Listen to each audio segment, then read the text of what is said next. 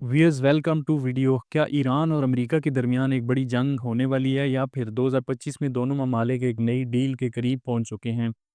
آج کی ویڈیو میں ہم بات کریں گے اس غیر معمولی واقعے پر جب ایران کے اندر ہی سے ایران کے سپریم لیڈر علی خامنئی پر دباؤ ڈالا گیا کہ امریکہ سے مذاکرات کریں یا تیار ہو جائیں نظام کے خاتمے کے لیے.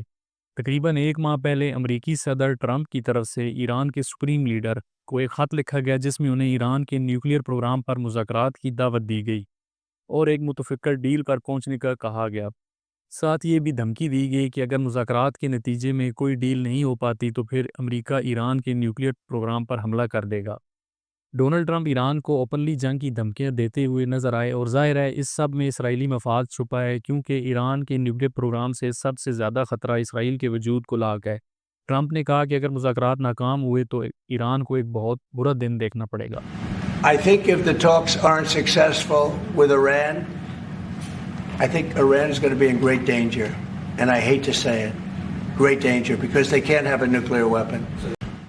اس سب کے دوران نیو یارک ٹائمز کی ایک چونکا دینے والی رپورٹ سامنے آئی ہے جس کے مطابق پچھلے مہینے یعنی ممکنہ طور پر جب صدر ٹرمپ نے دھمکی ہمیں خط لکھا، اس خط لکھے جانے کے بعد ایران کے سپریم لیڈر کی قیادت میں ایک اعلیٰ سطحی میٹنگ ہوئی جس میں ایران کے صدر، عدلیہ اور پارلیمنٹ کے ہیڈ سمیت عام لوگوں نے شرکت کی. اس خفیہ میٹنگ میں ایران کے سپریم لیڈر کو خبردار کیا گیا کہ اگر امریکہ سے نیوکلیئر پروگرام پر مذاکرات نہ کیے گئے تو امریکہ اور اسرائیل کی طرف سے ایران کی دو مین نیوکلیئر سائٹس نتانز اور فارڈو پر امریکی اور اسرائیلی حملے کا خطرہ بہت زیادہ ہے.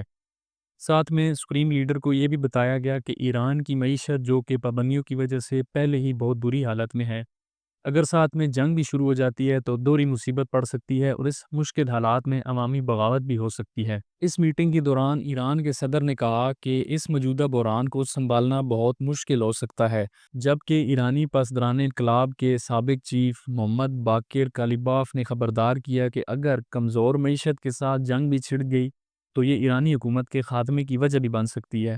چنانچہ اس سب دباؤ کے بعد علی خامنئی نے مذاکرات کی اجازت دے دی کیونکہ سپریم لیڈر کے نزدیک ایرانی حکومت کو قائم رکھنا ان کی اولین ترجیح ہے.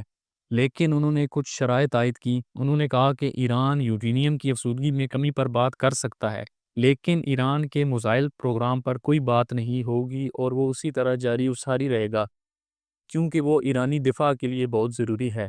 اس کے بعد اب ایران اور امریکہ کے درمیان عمان میں مذاکرات ہو رہے ہیں. مذاکرات کا پہلا دور ہو چکا ہے جبکہ دوسرا دور اگلے ہفتے ہوگا.